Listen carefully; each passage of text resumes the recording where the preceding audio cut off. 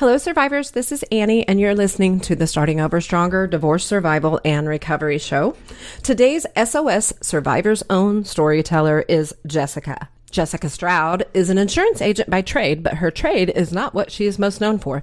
Jessica has a vibrant social media presence. She is very pink, and if you follow her on the socials, you know exactly what I'm talking about. I think the first thing she would tell you is that insurance is boring, and that's not what she wants to talk about today. I told her sometimes we do talk about insurance because it's important during divorce, but she wanted to be on the show for another reason.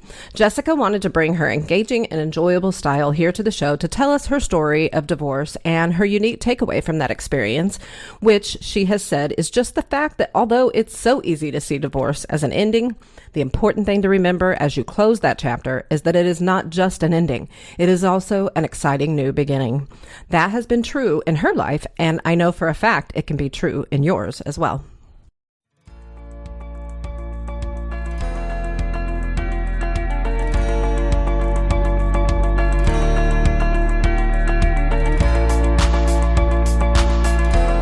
Welcome to the Starting Over Stronger show, where you'll find help and hope for your divorce survival and recovery. Divorce well, live well.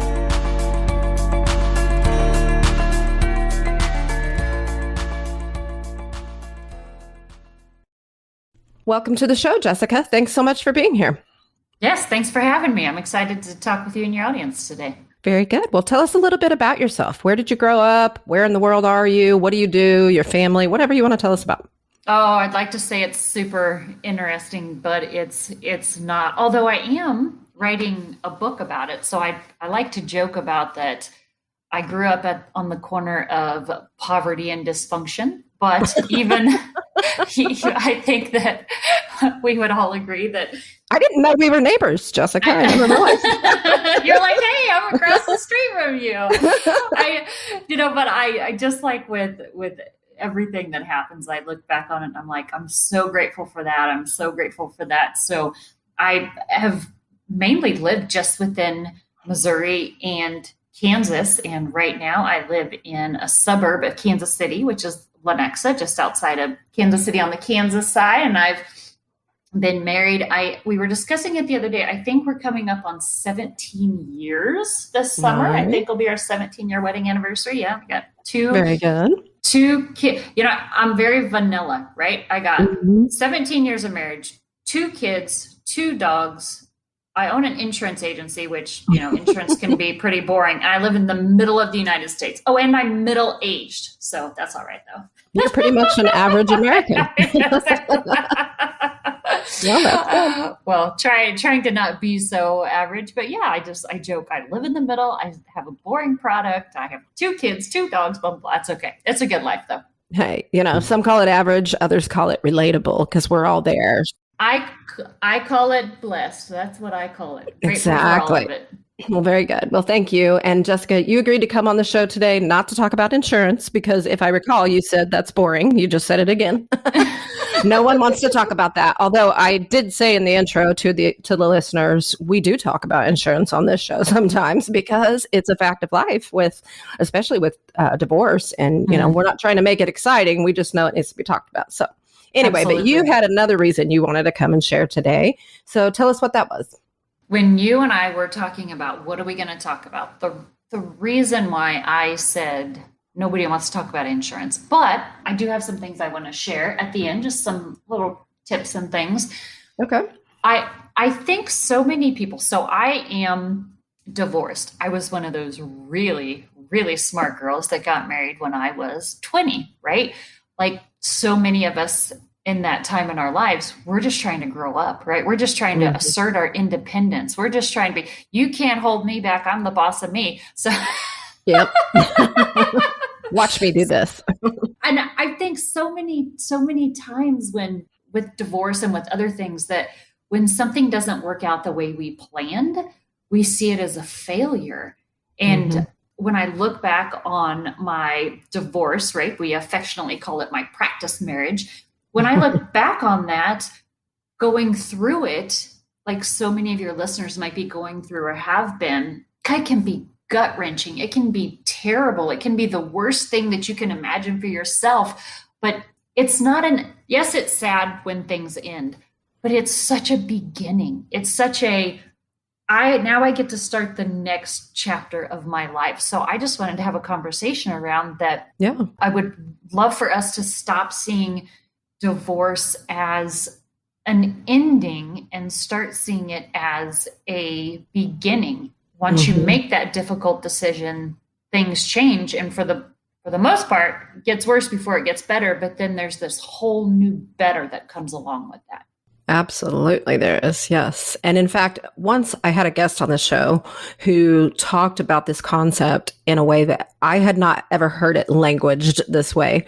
And I love it. And I've used it many times since. When we talk about a marriage coming to an end, we use that word all the time, an end or a failure. But he presented the concept of thinking of it as completed. That part of my life has completed. And I'm moving on to the next chapter, like you said. And I think that's a great thing that everybody listening needs to have drilled into their head several times. So we're gonna start by let's actually just back up a little bit and hear your story of divorce and what it's led to in your life. If you would, please just give the listeners a little perspective on who you are. You know, you said you grew up at the corner of poverty and dysfunction. So what was home like life for you? Any childhood recollections or just anything that you feel compelled to share about you and your life that led to your original practice marriage and then divorce and how that's played out in your life? Take all the time you need. I do sometimes jump in with questions as you go, but just tell us the story. All right. So my parents, I don't remember them ever being married. They met in the Navy. My brother, who is just 2 years older than me, was born before they were married, and then they got married and I was born. And unfortunately, I remember my dad telling me once, the only reason why I started dating your mom is because she was the only woman on base, on the Navy base, that had a car. So when you come from an example like that, you don't know how to be married. Yeah. Right? So we go through, and there's different medical things that I had to deal with growing up. And just it's a blood clotting disorder that I have. And so, you know, early teens into late teens, there was so much of my life that I couldn't control. And I think once we get into college and even beyond, we just want to control things. We just want to be in control and grow up, right? And so I just wanted to be grown up, to assert my independence. And so I was dating someone and he asked me to marry him. Now, of course, the red flag is if they still live with their parents, they probably don't know how to take care of themselves, but whatever, that's fine, right? So again, it was two kids asserting their independence that didn't really know how to be married, right? We didn't even know how to take care of ourselves. And then it was like, great, we don't know how to take care of ourselves. Hey, let's get together because we don't know how to take care of each other. I'm sure that'll work out, right? Right. And so I know some of the listeners and the ladies there, they're in very difficult situations, right? They're in very complicated or very negative relationships. And that's not how it was for me necessarily. It was just, we got into this marriage. I'm just going to be real with you. I was not very nice, right? I was trying to control myself, control him. And so after about 1.5 2 years, I looked at myself and I thought, this isn't where I want to be. This isn't where I want to go. And while he was a very nice person, our levels of ambition, I could tell, were just very different. Not wrong or bad, just very different.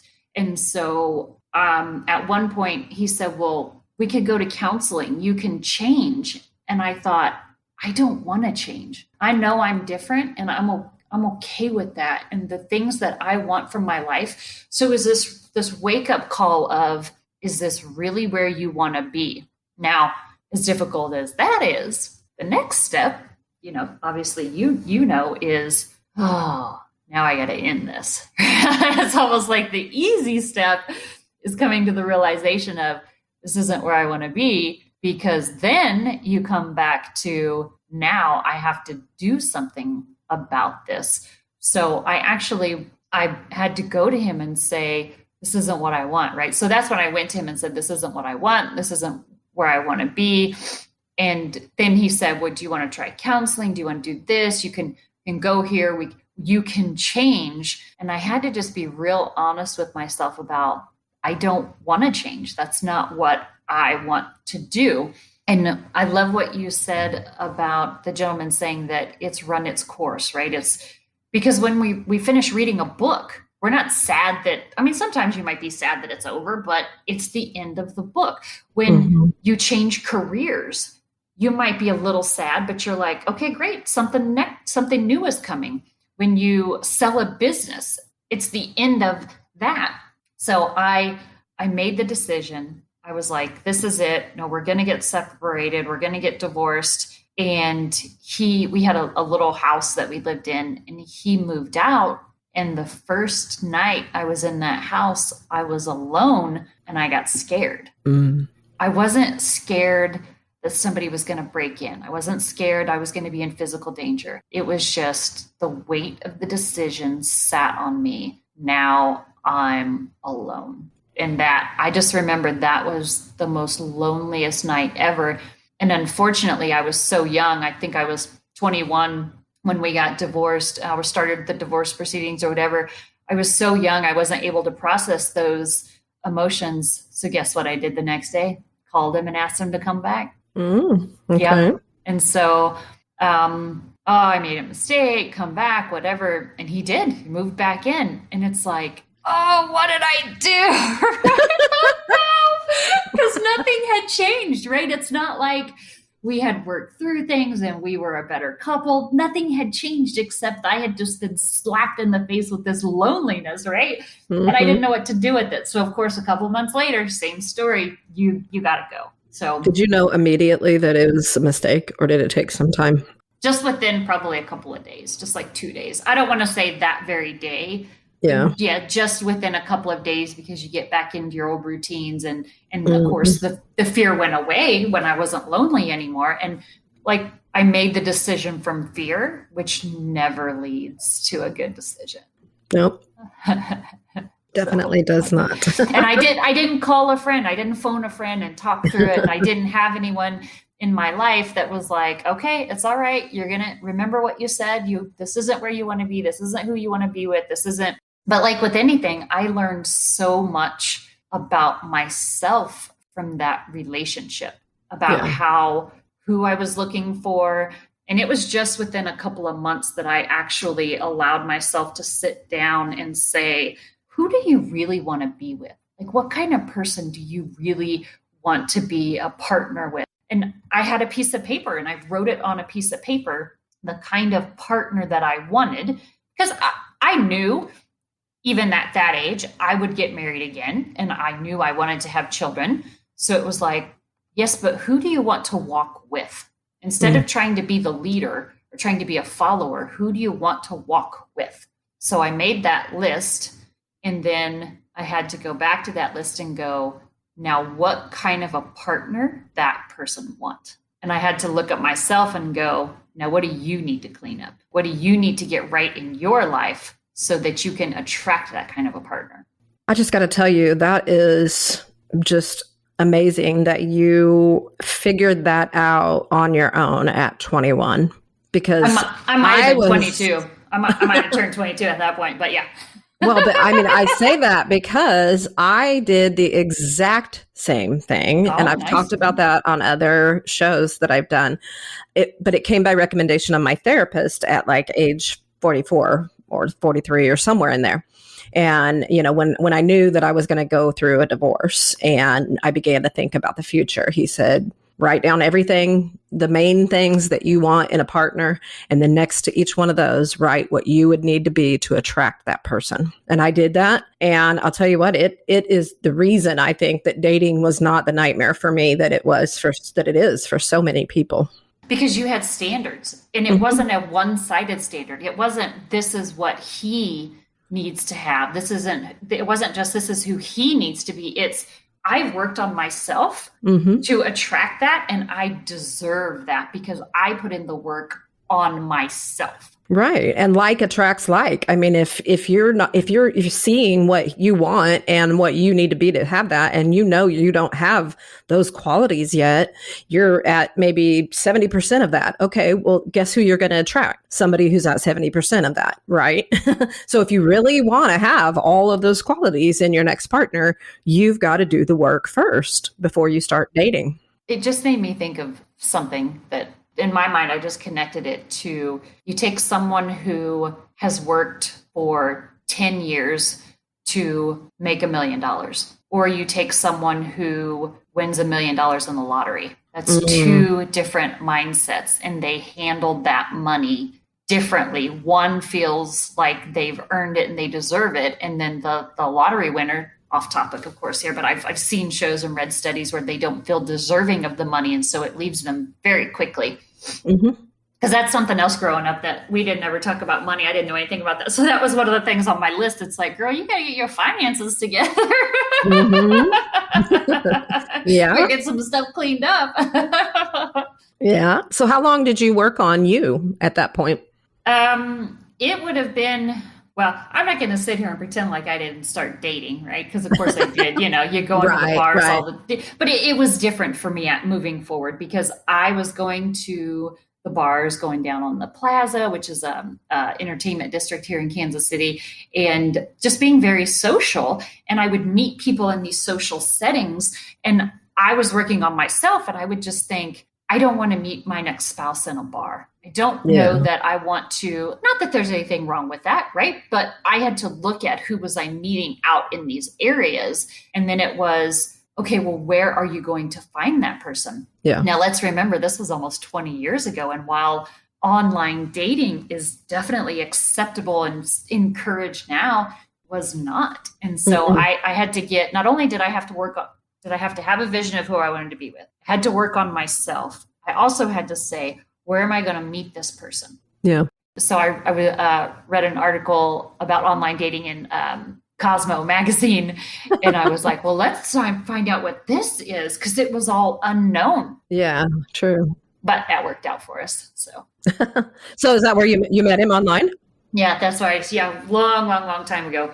So, okay. But he lived 45 minutes away, and unless I was going to be on the golf course, I wasn't going to meet him. So we wouldn't have, our paths wouldn't have crossed any other way. But again, it was asking the difficult questions. Is what I'm doing exactly what you said? Am I attracting? Are my behaviors and my thoughts attracting who I want to be with? And expecting to meet someone in a bar was just not, that wasn't going to happen for me. Yeah.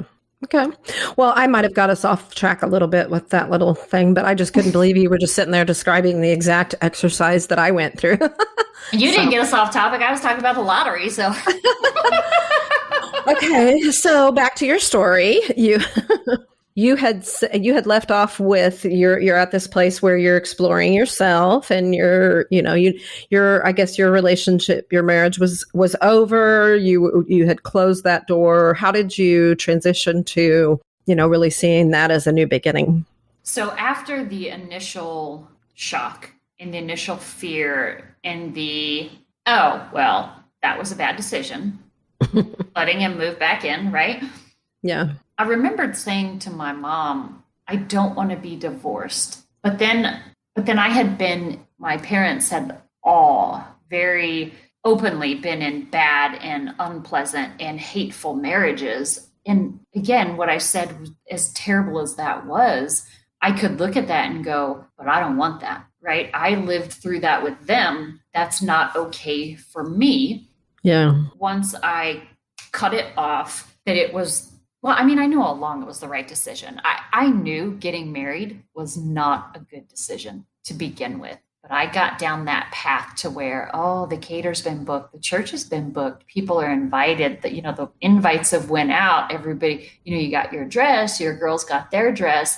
I knew going into it, I shouldn't have been doing it. But again, I wasn't strong enough to just stop and say, what am I doing? So once I processed this isn't the person I want to be. Now I'm young, right? I'm young at that time. Mm-hmm. And I don't want to say it was easy for me, but I do want to acknowledge that my story and my decision was probably a lot easier for me than some of the listeners to your podcast, because let's be honest, right? We had a small house.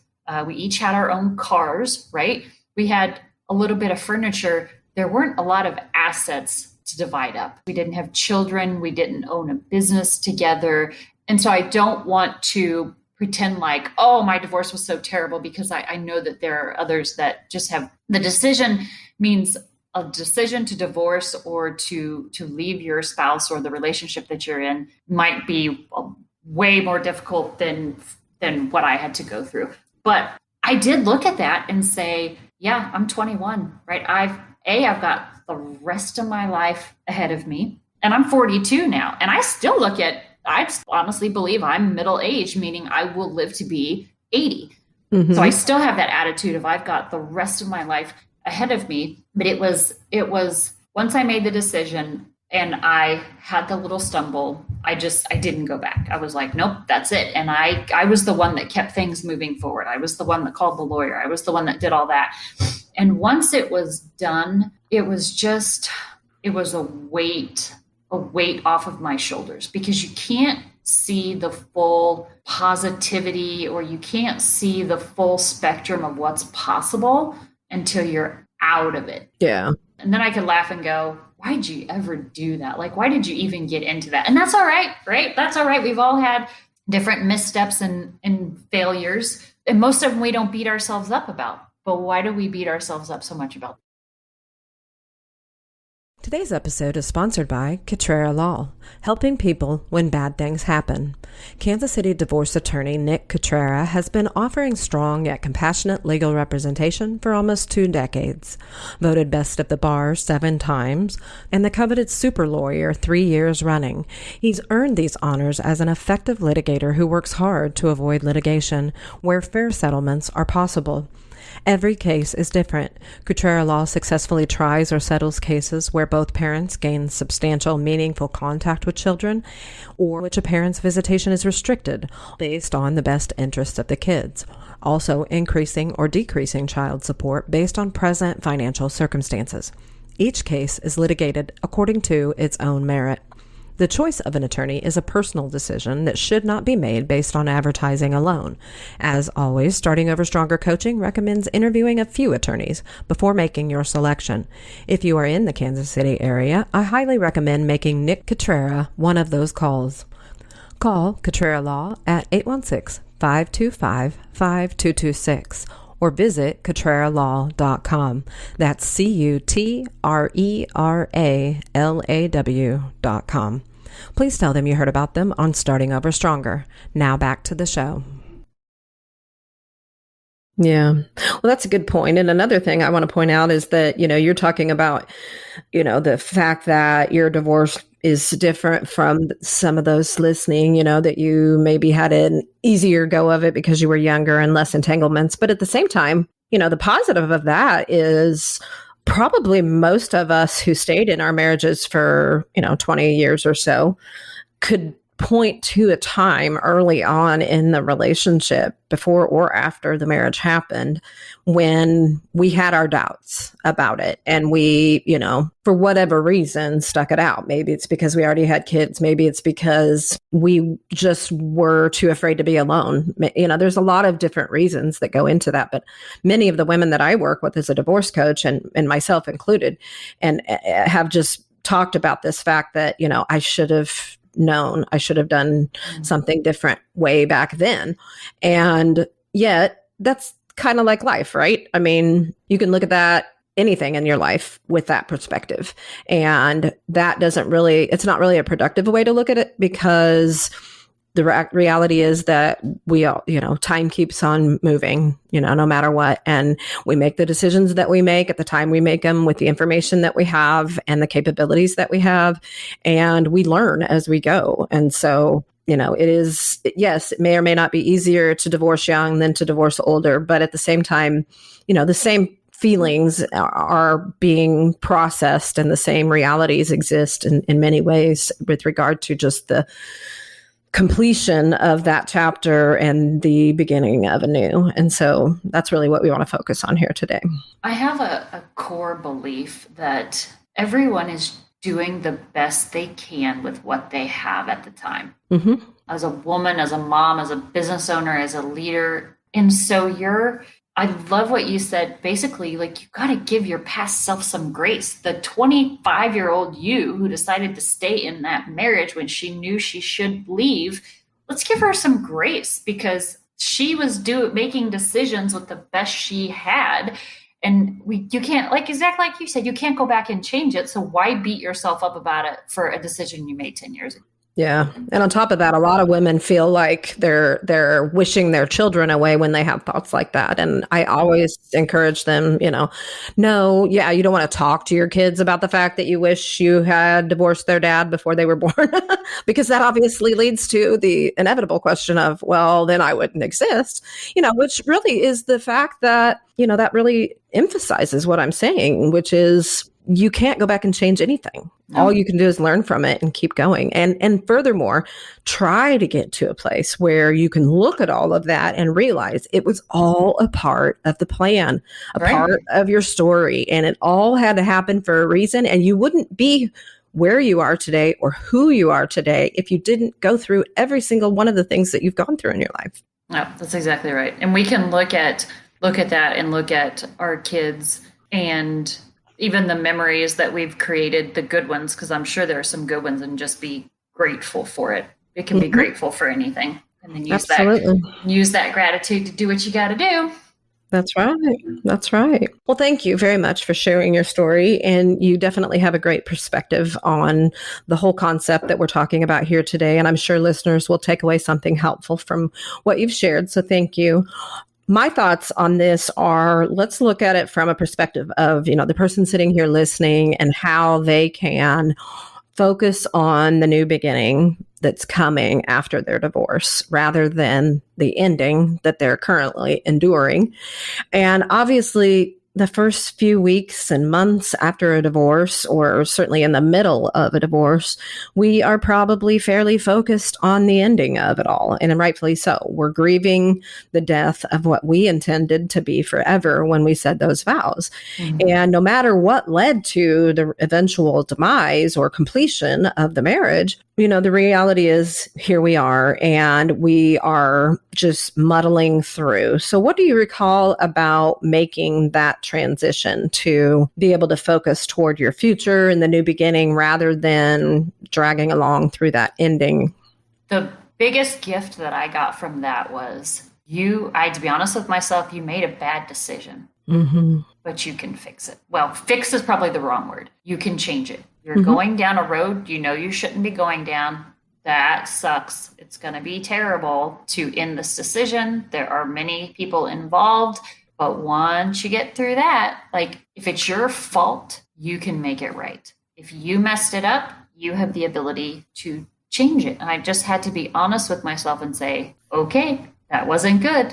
And now what are we going to do about it? And if we look at it like we have a decision, I think so many women feel like they don't have a decision. Like, I'm here and I'm stuck. What? Mm-hmm.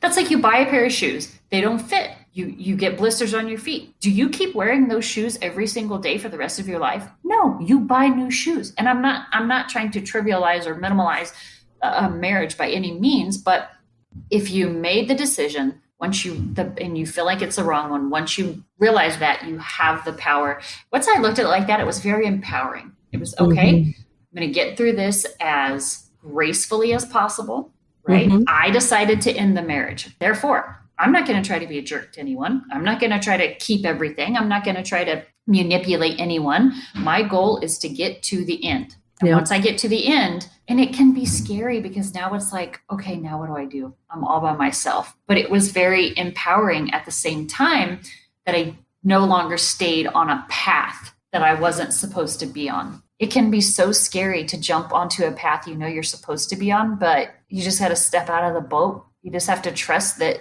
something better is out there. Yeah. And sometimes that's just putting one foot in front of the other, not overthinking things for a while until the emotions level off a little bit. Yeah, definitely. I like to look at things. If I feel like something's not working for me, I like to look at it and go, what's the complete opposite of this? So am I really going to stay in this? Am I going to stay married to this person for the rest of my life? No, that's ridiculous. I'm not going to stay married to this person for the rest of my life. If that's your answer, then the opposite is I will find someone who is absolutely amazing. That's the opposite. But you can't do that until you give yourself forgiveness. You just have to forgive and know that something much better is coming. And I think that's a great exercise to look at what's the best case scenario. But another good one is honestly, when you're really stuck and worry and anxiety about something, is to just let your mind go to the worst case scenario and think about what you would do. Because the reality is your brain is telling you that you couldn't handle it, that you would not be okay. But the truth is, no matter what happens, you have a history. If you look back in your life, all of the things that you have struggled through, you would have at one point thought you could never manage or handle. And yet you did. That's and so perfect. Yep, that's perfect. If you allow your brain to go there and just go, what if I end up alone forever? What if I struggle financially? What if this? What if that? Okay, let's go there. Let's look at it. What would happen? It's like you're a professional or something with those questions. Well, I've lived all this stuff, Jessica. Well, you haven't just lived it. You have helped so many other women through your services and your coaching get through all of this.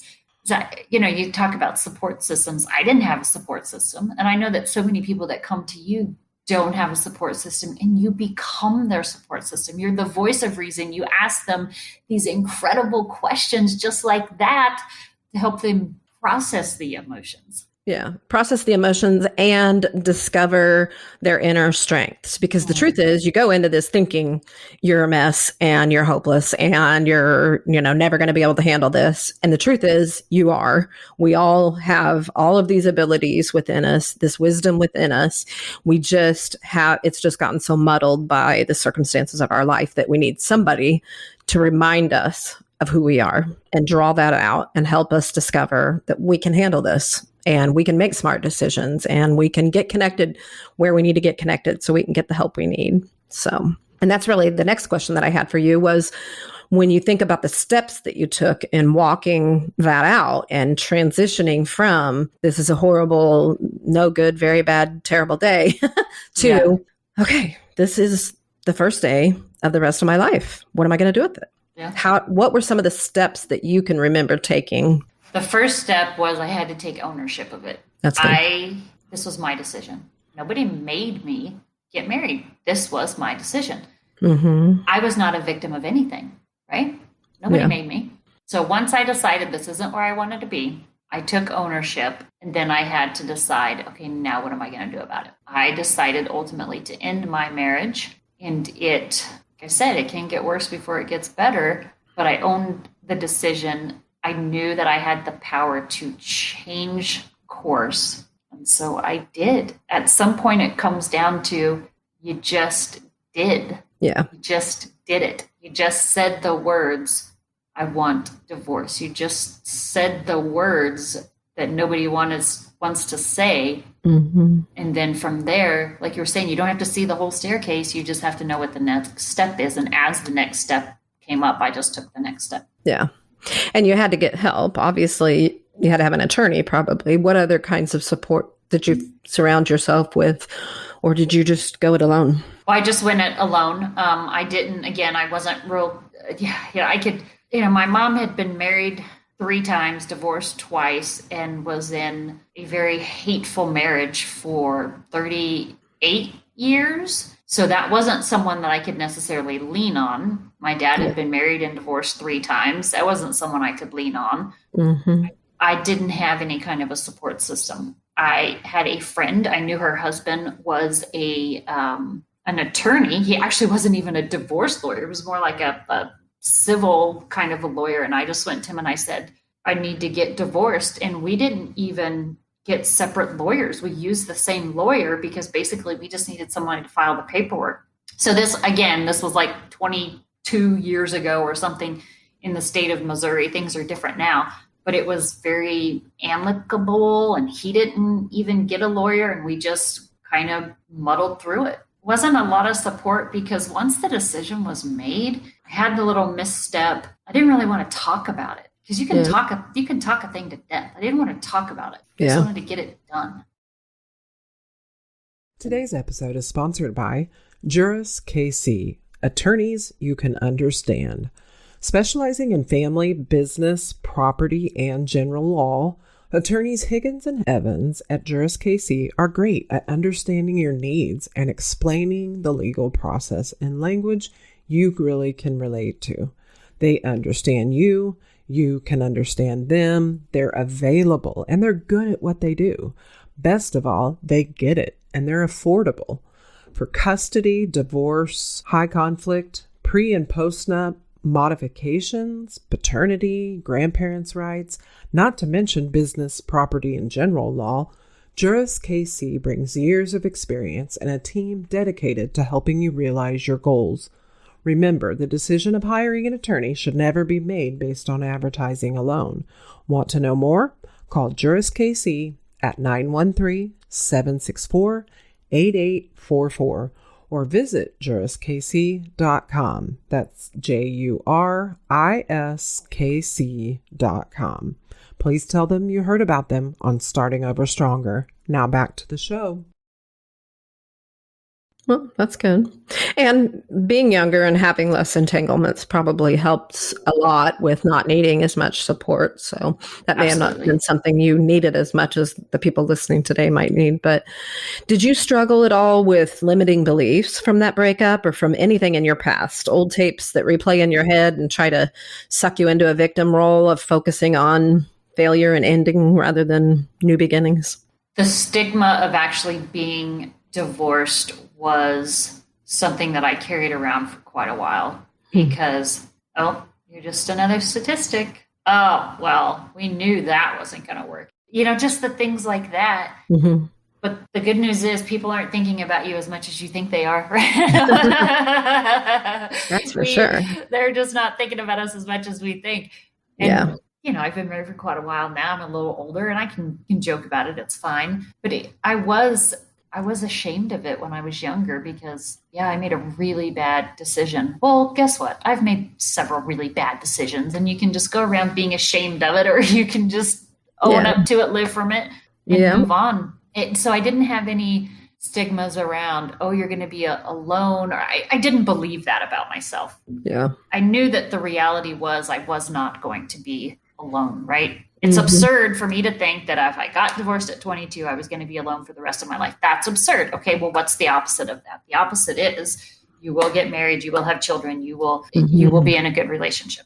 That was the opposite. So I knew it was just I didn't want to be divorced, but I just had to get over it. That was the only real stigma. Yeah. Well, and again, being younger might have helped, but pretty much everybody I think that goes through a divorce, no matter what age they are, probably deals a little bit with that shame of divorce, that maybe that feeling of damaged goods kind of thing. Like, I think that's a struggle that a lot of people deal with. And it's good to hear you say that that's something that you can overcome. And I think that's the main thing we want people listening to take away from today is there are steps that you can take to transition from those limiting beliefs to that feeling of a new beginning. I know for me, one of those things was therapy, both before, during, and after my divorce. But again, I was much older than you and I'd been through a lot and I had stuff to deal with. And I think whether you go to a therapist or you just, have a good friend or you hire a coach, somehow, I think just investing in working on yourself, working on healing what's broken, or, if we think back to that list you talked about making, what are the things that you need to do to attract what you're looking for?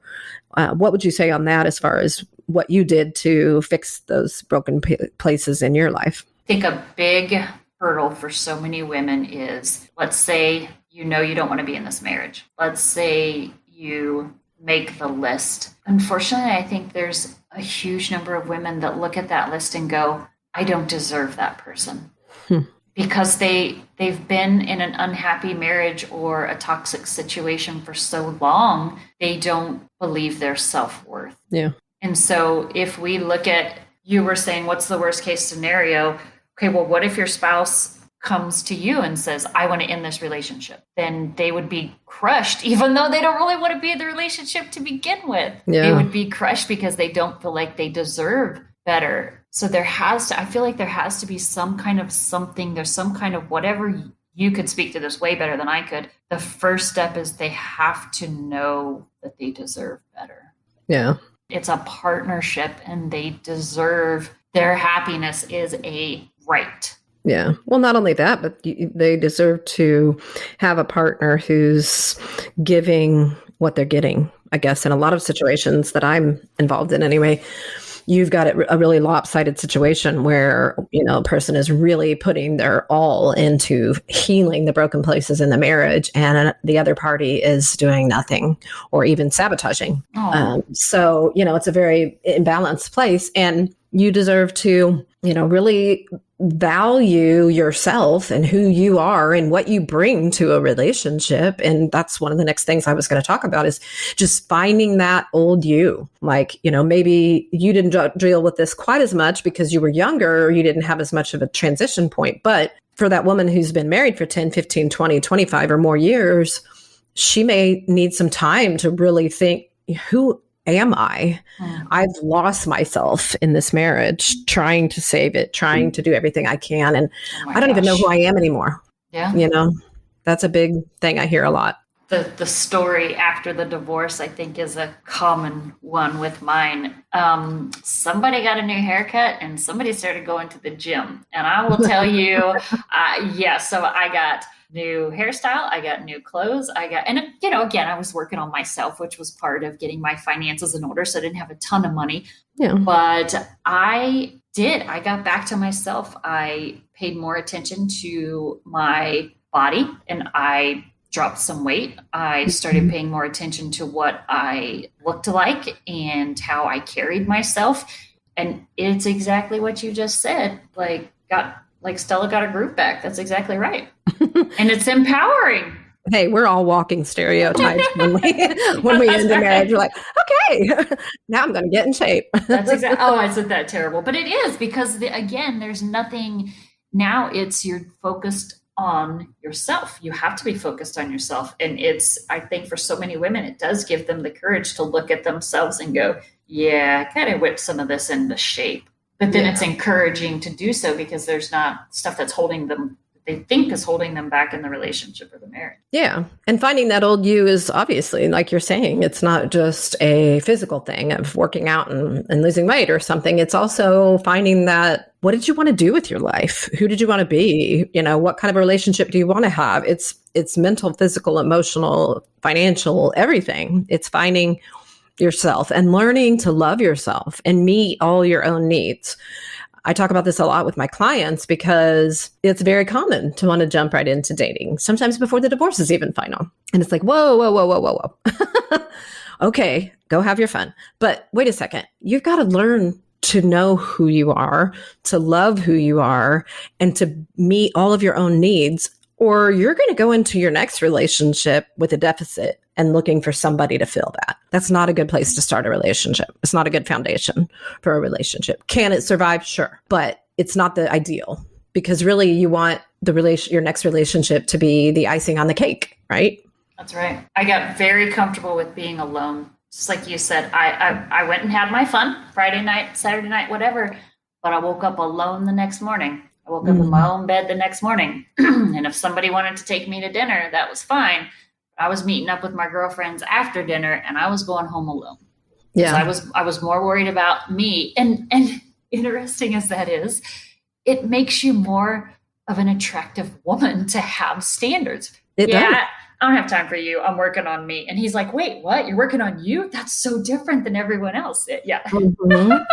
So many benefits. Yes. Absolutely. And it just feels good. It's so empowering to come to a place where when you think about dating and getting into a new relationship, you're like, yeah, I could take it or leave it. You know, like Oh my gosh. I jokingly say you shouldn't start dating until you almost have to grieve the loss of your own personal time and the solitude and silence that you've been enjoying, you know, like it's kind of a loss a little bit. If I get into a relationship with you, I'm not going to be able to have my morning coffee and read. Do I Yeah. really want to give that on Saturday mornings or whatever, right? Not forever, of course, Right. but do I really want to give up my alone time for this guy?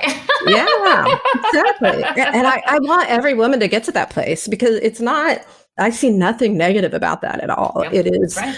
just, you know, coming to a place of wholeness within, and going it alone really, really helps accomplish that. And that way you come into your next relationship at 90 some percent and you attract someone who's 90 some percent, not a project, not a pretty boy, not somebody who looks shiny on the surface.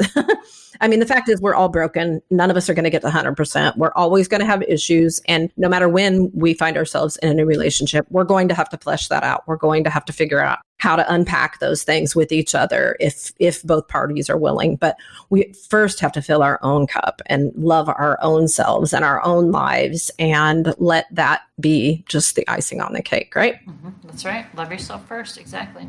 So deciding what the most amazing future would look like for you and then starting to take steps to get there. How did that look for you?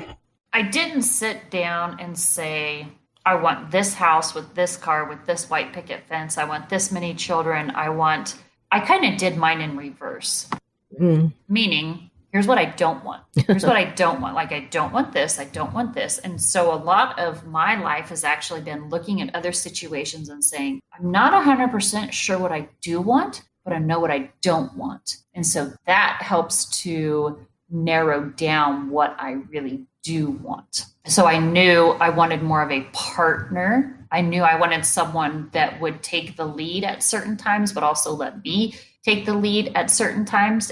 It wasn't a clear picture. It was more of a feeling and a direction for me. It's interesting the way you describe that, because I immediately had the thought that you're in the perfect career, because what you just described was risk assessment. Yes. So that's the perfect segue for insurance. Let's talk about insurance. What does somebody going through divorce need to know about their insurance situations? Now I'm coming from the part of I'm going to protect you. All right. So the things that I'm going to tell you, I'm looking out for you. I'm not looking out for your future ex-spouse. Okay.